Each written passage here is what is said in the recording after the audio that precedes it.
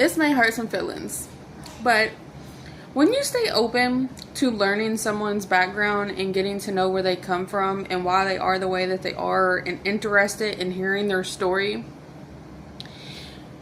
you'll recognize the triggers that cause negative emotional responses.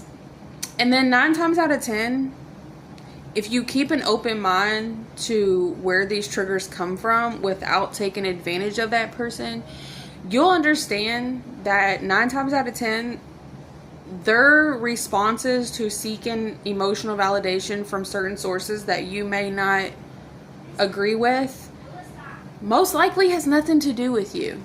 Like, it's all too easy to get offended when somebody acts out of character and think that maybe they're being spiteful or vengeful or a tit for tat type of ordeal. But again, sometimes it's not about you.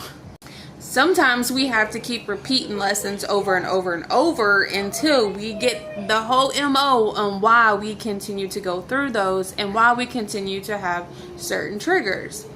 And if you get offended by somebody else's reactions, well, that is something you need to heal. On too many occasions are people apologizing and they're not sorry. Or they don't know what they're sorry for. They're just saying it to please the other person. Or there's too many people forgiving other people, knowing deep down inside that they're not over it and they're still bitter and holding ill emotions over that situation. So if I fuck up, I have to live with that. That's something I have to wake up every single day knowing that, hey, that happened to me or I did that.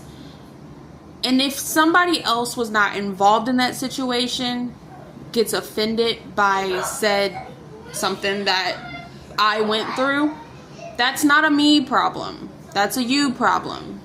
Then you have to ask yourself, why are you so upset at something I did that hurt me and had nothing to do with you? Roles are vice versa, to each their own.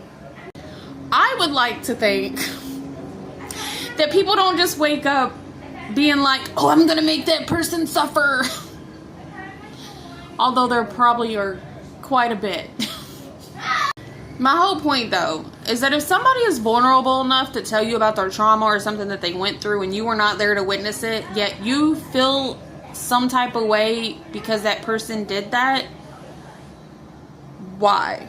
Why are you mad at that person for something that they did that had nothing to do with you? Having compassion for one's trauma and accommodating to their trauma are two different things. You shouldn't make somebody feel bad for something they have to live with every day.